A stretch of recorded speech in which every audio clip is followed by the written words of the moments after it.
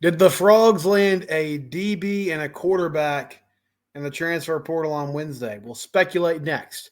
Here on Locked On Horned Frogs, your team every day. You are Locked On Horned Frogs, your daily podcast on the TCU Horned Frogs, part of the Locked On Podcast Network, your team every day.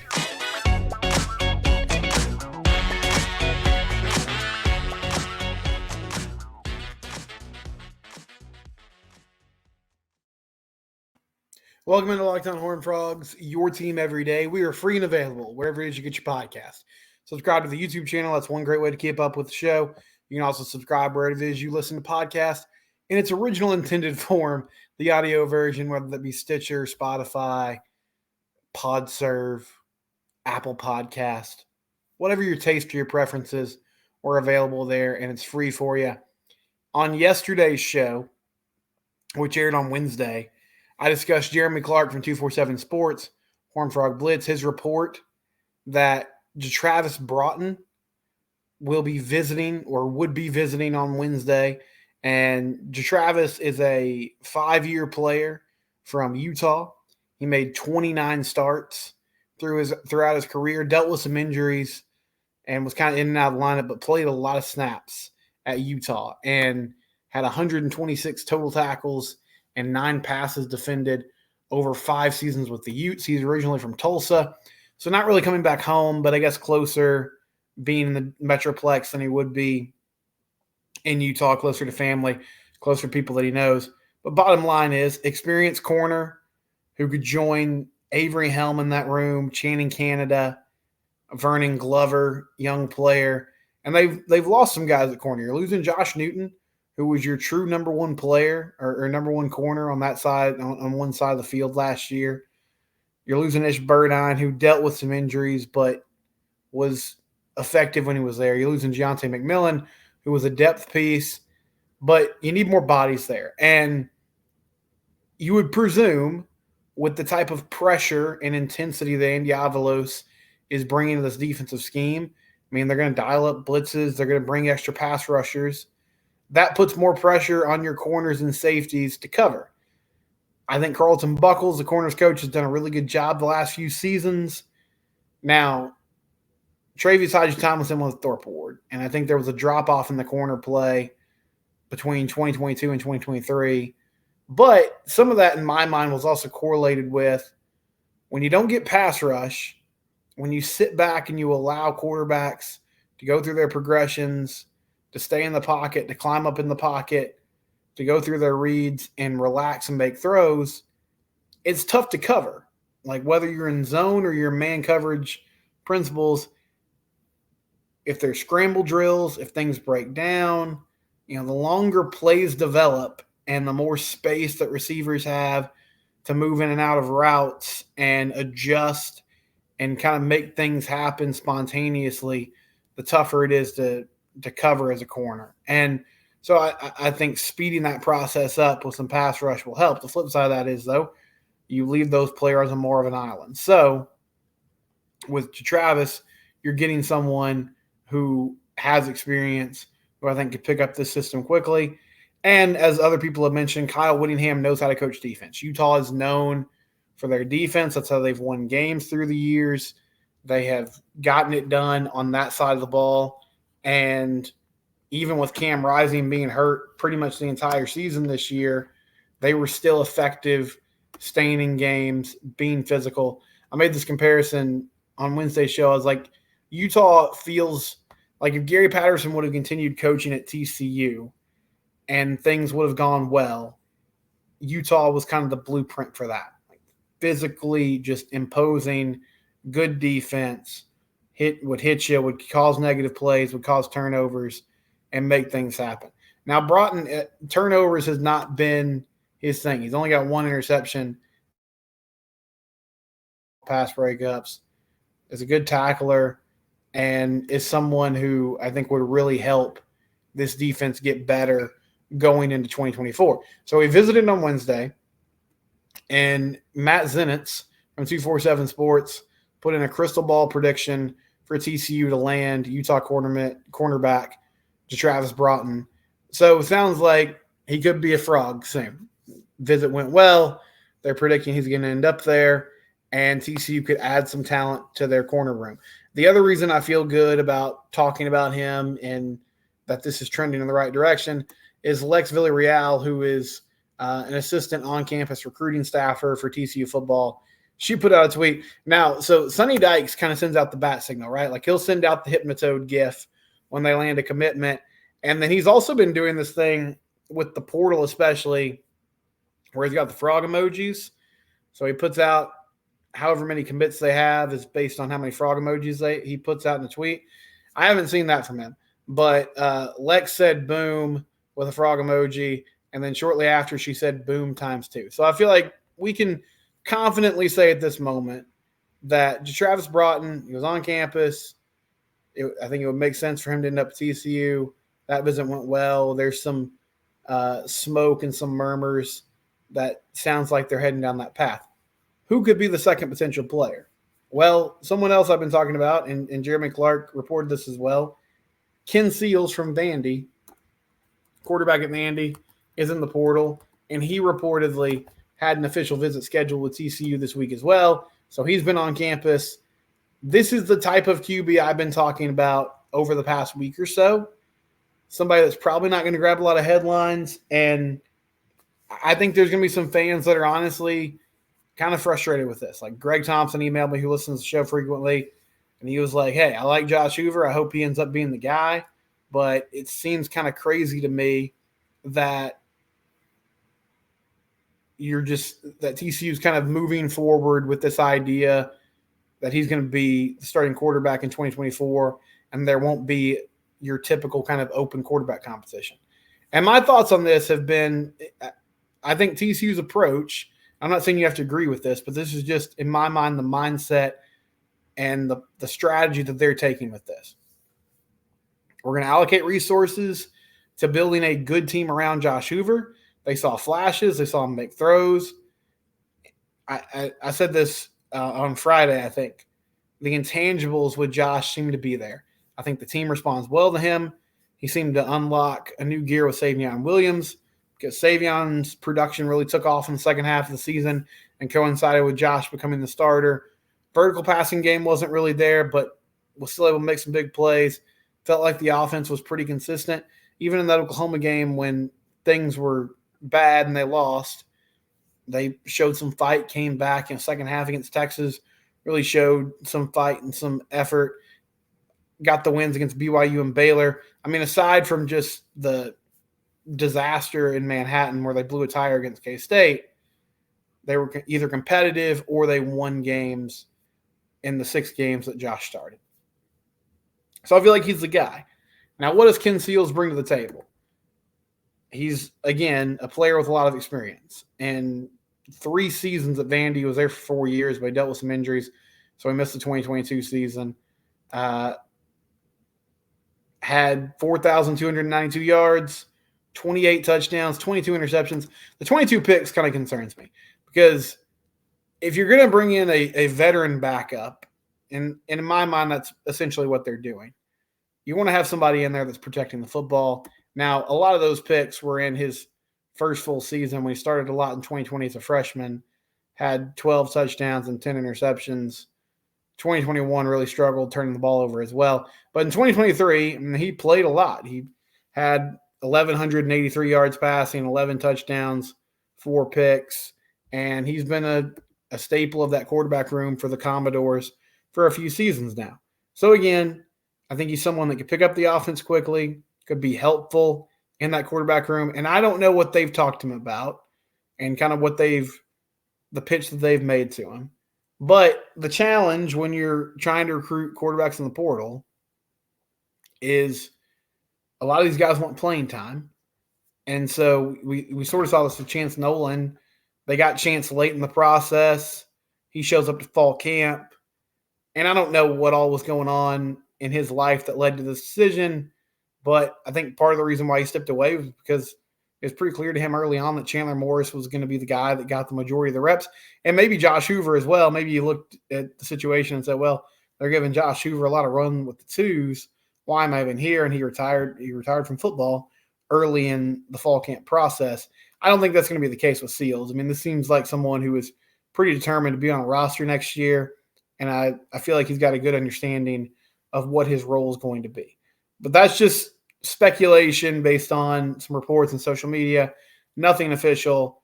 If I had to guess, though, I feel really good about saying Travis Broughton's going to be a Frog, corner from Utah. I think Ken Seals is possibly involved in this as well. And so what else is left for TCU as far as finding help in the portal? I'd like to go get one more offensive lineman, specifically a tackle. And I got Bless Harris, who I think is going to be your starting left tackle as long as things go well and he's healthy. Howard Sampson is listed as a tackle from North Texas, and he's huge, 6'7", 350, but he didn't play a lot at UNC last year. So I'm just skeptical that he's going to go from a backup lineman at North Texas to immediate starter at TCU. The staff might see that differently. Mike Nichols is the incumbent who could take that other tackle spot. Cade Bruno played tackle at La Tech, but just based on reports, it seems like TCU might be considering moving him inside to play one of those guard spots. But I would be really intrigued with another tackle coming in here and at least being able to compete. And so I think that's one place where they should prioritize as they continue to kind of move on here through the transfer portal process. But I think they've done a really good job so far addressing needs and getting players that are going to be good in the 2 deep moving forward. When we come back, I was at the TCU women's basketball game tonight. They played in Waco against Baylor. Baylor opening up the Foster Pavilion. Well, they opened it up last night with the men's game against Cornell, but first time the women's basketball team has played there in their new arena. And they actually had the lead at halftime. TCU had a 7-point lead early in the third quarter, and then things fell off the rails in a huge way. I'll talk about Mark Campbell's team taking their first loss of the season next. It's Locked on Horned Frogs, your team every day.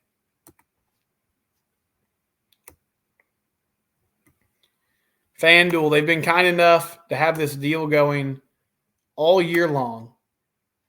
New customers can get $150 in bonus bets guaranteed when you place a $5 bet. That's $150 in bonus bets.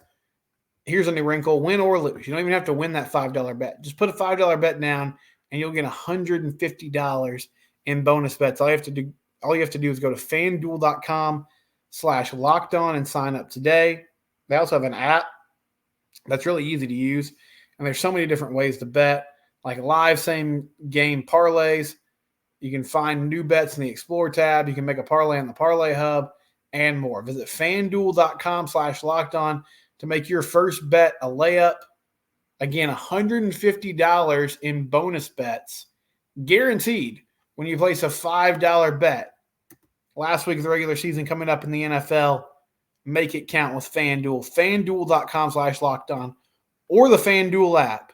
FanDuel, official betting partner of the NFL and official sponsor of the Locked On Network. So I traveled over to Waco tonight and I watched TCU women's basketball take on Baylor. Frogs fell 71-50. Tough night shooting the basketball, especially in the second half. They actually led the game 26-22 at halftime, but only scored 24 points in the second half of that ball game, and Baylor caught fire from three. Sedona Prince led the way from the Frogs with 20 points, but she wasn't super efficient, 9 of 21 from the field. Madison Connor had 11 points, but she was 5 of 14 from the field. They've shot well from three all season, but they were 2 of 16 tonight, only 12%, 4 of 9 from the free throw line, 44%, and then 40% overall. Just a bad shooting night at all three levels for the Frogs. Now, they actually held Baylor in check for the majority of the first half and even early into the third quarter, but the Bears caught fire. They ended up shooting 52% from three. They were 13 of 25, and they went 8 of 8 from the free throw line. And once they settled in and got going, it was a totally different ballgame. I'll say this begrudgingly. It was my first time at the new Bears Arena. Foster Pavilion is what they're calling it. They opened that up Tuesday night when they took on Cornell. The men's team did. It's really nice. And it gets loud in there. Like tonight, you could tell this was really the first true road game for Mark Campbell's squad. You know, they played in that tournament in Florida, but other than that, they played at Shalimar each and every game. And when Baylor went on a run and took a lead about midway through the third quarter, you could kind of see TCU start pressing. I think they got a little bit rattled. Tough environment, right? First true road game of the season. And they just got off their game. And nobody, not surprisingly, nobody has guarded them like that this year. I mean, this is a team that can score the basketball. They got some good looks. They missed some shots. But I think early, Sarah Andrews, a guard for Baylor, she got the assignment on Madison Connor, who's been the Frogs' leading scorer all year long. And in that first quarter, like, she was aggressive. She was face guarding her. She was doing a lot of ball denial, not even trying to let her touch the basketball, or if she was going to catch it, it was going to be near half court. And Connor adjusted through the game a little bit.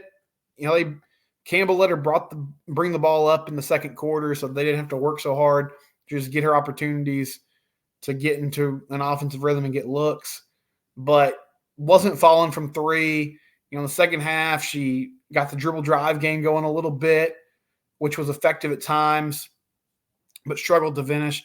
I don't know what was going on with Sedona Prince tonight. You know, she won the tip, and on the first play, Jaden Owens tried to dump it into her at in the high post, kind of at the free throw line, extended, and it went off Sedona's hand, and it looked like maybe she jammed a finger or something. She was just shaking her hand a lot in the first half of that game, and I noticed even in the third and fourth quarter, it still seemed to be bothering her.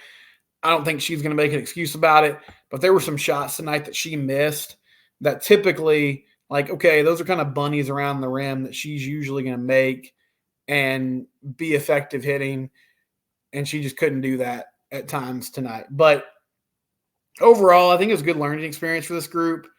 You know, they played zone defense pretty much all night, and in the first half of that game, it gave Baylor fits. They were doing a fantastic job. They had Sedona in the middle near the rim, and they were really staying connected defensively, understanding their assignments, closing out on shooters, and kind of funneling everything into the middle where if Baylor got to the rim, Sedona could clean it up. And she had a lot of blocks. She altered a lot of shots. She wasn't allowing easy buckets.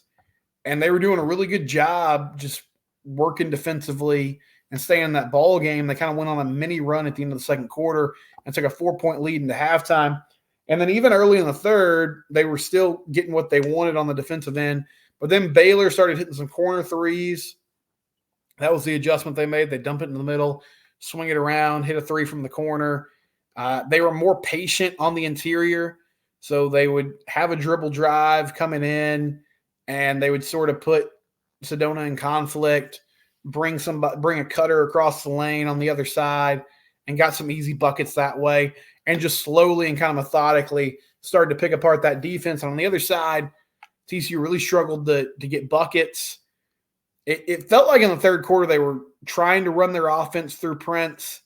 And, I mean, I know this is sort of her game. I was a little bit confused. She's 6'7". I think the tallest player on Baylor's team was 6'2". So she had a significant size advantage in this matchup.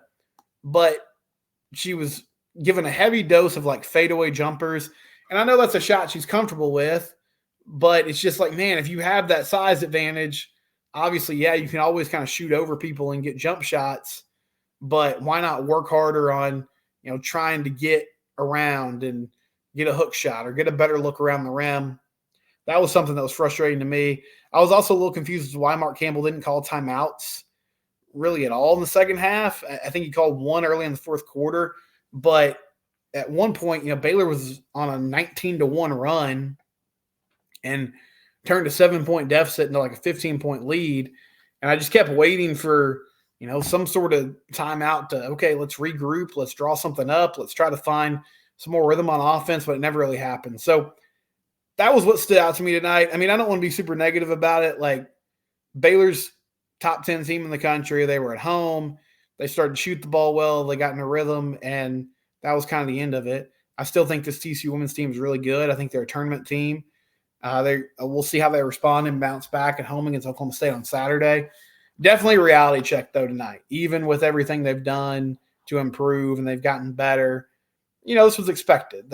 This is a big step up on the road against a top 10 team.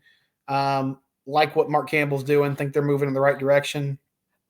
Tough night at the office, though, losing to Baylor 71-50. We'll get some of your reaction to yesterday's show next. This is Locked On Horned Frogs, your team every day.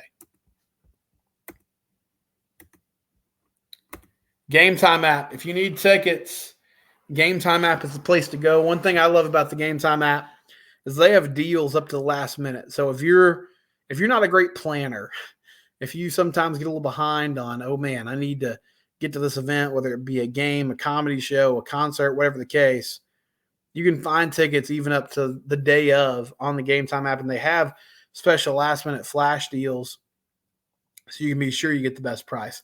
They also have a really cool feature where you can see exactly what the view is from your seat. So you'll pick that seat and be like, all right, I know exactly where I'm sitting. I know where the stage is. I know where the court is, where the field is. And I know what I'm going to be looking at when I sit down in my seat at that event. Gametime app, you can get 20% off your first purchase if you use the promo code LOCKEDON. Download that app today.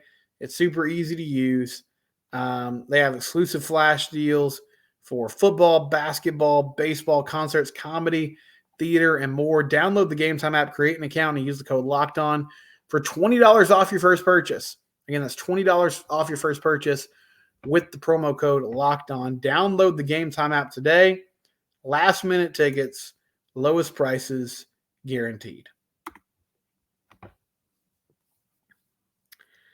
So on, I guess it was Tuesday's show, I was talking about New Year's resolutions for TCU football. Like, what do they have to do differently in 2024? And I mentioned toughness, physicality, getting better on both sides of the line, especially the offensive line, running the ball more effectively, more consistently. I mean, they ran the ball well at times last season with Amani Bailey. He finished the year with over 1,200 yards, but he just wasn't consistent enough. And they really struggled to stay on schedule, to put themselves in second and third and manageable. And so I talked about building the team, getting better, and some of you had responses. I wanted to get to some of that. Jim Norris said, I've been thinking about the whole physical deal. Under Coach P, TCU would kick people's butts on a regular basis. Knocking QBs out of the game on clean hits was not an unusual occurrence. Conditioning is important, but even more key is attitude. There was definitely a nastiness to those GP teams, especially on defense when they were at their peak. I think they had that in 2022. I feel like it dropped off this past season. One thing about physicality and swagger and being like borderline cocky, confident, trying to, impose your will on teams, it starts with winning, honestly. Winning builds confidence. Winning builds swagger. It builds belief. And I think it builds kind of a screw you attitude, for lack of a better word, that TCU is missing this year, but it's hard to present that when the results aren't there. So I agree with you. Defensively, I'm hopeful that they're going to create more negative plays and maybe some turnovers as well under Andy Avalos that will help flip the field and flip the script, get the game going in a different direction. But that was sorely missing this past season. Vincent Pryor said, I'll say it, Steven. The offense didn't trust Chandler Morris. You can actually see the whole team played better under Josh. Also, they need leadership, knowing and believing you can beat anybody. The defense didn't have a defensive leader. This year was a good time for experience and growing up. I can't wait for next year. Yeah, I mean, I don't like to read into body language too much because I'm not there on the field or in the locker room with the guys. And I think sometimes we can get a little overblown with that. But I definitely agree with you in that the team seemed to respond really well to Josh Hoover. Now, whether that was because of his personality or just because fresh start after some frustrating losses to West Virginia and Iowa State, I don't know. But I think they played better in the second half of the season. I think the effort and intensity was better. And it seems like they believe in him and that he's their guy. And so I think that's going to be an important piece of the puzzle moving forward. And, Chandler is in the portal now and he can go somewhere else. And maybe a fresh start's going to be good for him. I'm sure it was frustrating dealing with injuries 2 years in a row. That's something that, you don't wish on anybody. And I know that's tough to deal with mentally and physically. And he can get a fresh start somewhere. And I hope that's beneficial for him and that moving forward with Josh Hoover is beneficial for TCU as well. David said it seems like TCU was slower on defense and to a lesser extent on offense. TCU's defensive backs and linebackers seemed slower last year. We need more physical on the offense and defensive line. Well, I think one thing that was exposed at the end of last season, K-State, or the end of 2 seasons ago, K-State, the Big 12 title game, and then Michigan and Georgia.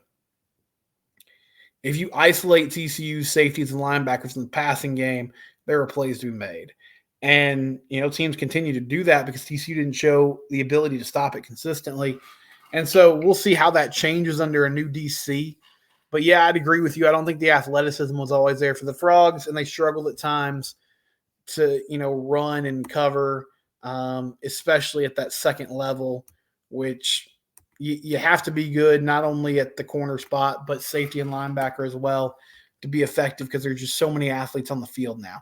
And offensively, I think they missed Darius Davis's speed a lot. That was kind of an underrated loss that showed up in a big way this past year. We'll be back again tomorrow. It's Locked On Horned Frogs. Thank you for your responses. It's your team. We do it every day.